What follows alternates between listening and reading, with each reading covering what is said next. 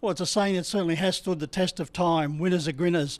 And joining me at Club Menangle today is a man that hasn't stopped grinning since last Sunday afternoon. I refer to Canterbury's tough tackling second rower, Adam Elliot. Well, Adam, lovely to get that first win under your belt. Yeah, it certainly is. We worked really hard the whole pre-season and, obviously didn't start the season how we wanted, and it was always going to be a big challenge for us heading out to Campbelltown. The Tigers always played great out there, and we played a really good brand of footy on Sunday, and it was really great to get the win and get our season started.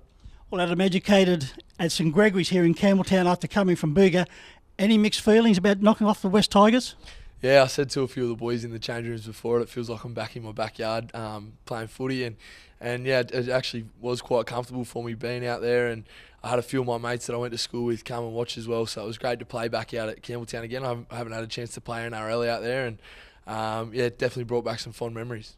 Well, Adam, putting rugby league to one side for the moment, you're enjoying your day at Menangle, but for a very special reason. Yeah, it's great to be out here. I'm partnered up with ACN now, Autism Community Network, as an ambassador, and that's something that I'm super proud of, and it's great to be out here for Autism Awareness Month, and watch a few of the riders today wearing the Autism Awareness colours, and it's been a great day so far. And more importantly, they've been seen in the winner's circle on a couple of occasions, courtesy of Jack Trainer. Yeah, Jack Trainer, his first two rides today, he came away with the chocolate, so it was great to see, and maybe that was a bit of a good omen wearing the colours today, and it's certainly something that I'm proud of, so hopefully Jack's just as proud. Well, Adam, your involvement with the Autism Foundation stems back to a member of the family. Yeah, so my older brother James, he was diagnosed with autism, when he was really young, and he's definitely my biggest inspiration, and we're super close, and he lives back home with mum and dad now, and it's something that's really close to my heart, and it's he's a big reason why I love getting involved with charities and foundations, and my work this year in particular with Autism Community Network is purely just because of how much of an impact James has had on my life, and how much he means to me. There are many forms of autism, but it's not to be looked upon as a barrier or a setback in life, because James has had a very successful professional career.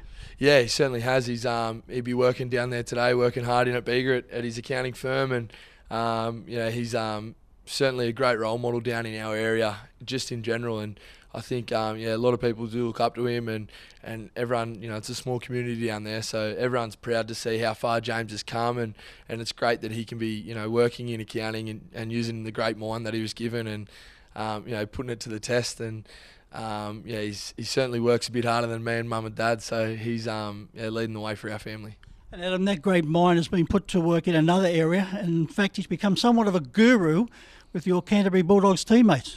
Yeah, he certainly has. He's sent through a few good tips on a few occasions now, and got the boys' days off to a great start. And it's something that James is extremely passionate about. He's horse racing. He loves it. He loves reading the form and studying the form guide. And I think it's really cool for my teammates to be able to connect with him on a personal level like that, and for James to know that his opinion genuinely matters to those boys is it's something that puts a massive smile on his face, and like I said, it really makes him feel included and a part of the team. As we said, there's many various forms of autism, but it doesn't stop people from enjoying a productive life, even going back through the ages. Albert Einstein, Da Vinci, right up to more modern times, Jerry Seinfeld, and also Bob Dylan. So it doesn't stop you from being a very important member of the society.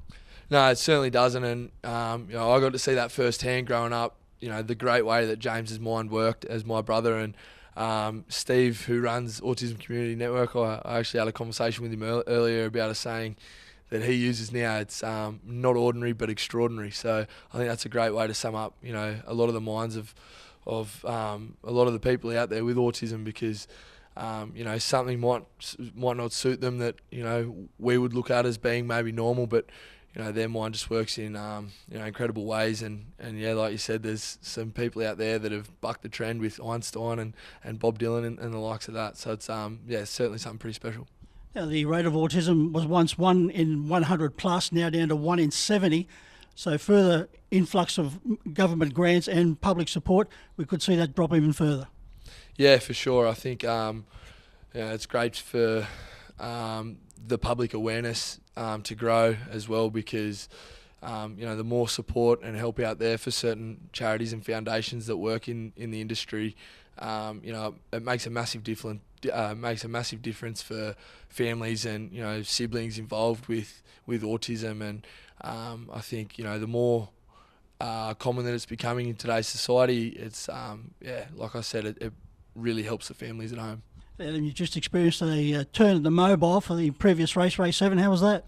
Yeah, it was pretty cool. It was, I can see how the adrenaline run through their veins. Those horses are coming down pretty fast, and they're big, powerful beasts, so they're gripping on for dear life. And I don't think I'd like to come out the back of one of them.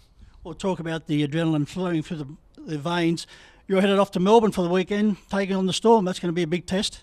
Yeah, it is. It's a massive test for us, and I think it's a great opportunity for us to see where we really stand. We didn't start the season the way we liked, but we've sort of fallen into the kind of football that we want to play this year, and hopefully we can take a lot of confidence out of the game on the weekend and head down to Melbourne with it. But in saying that, we know that they certainly can't be taken lightly. They've set the benchmark for a lot of years now, and heading down to Melbourne's no easy feat. So we've got to pay them all the respect that they deserve. But like I said, head down there with a bit of confidence and really try our best to get the win this weekend. And unfortunately, without Kieran Foran.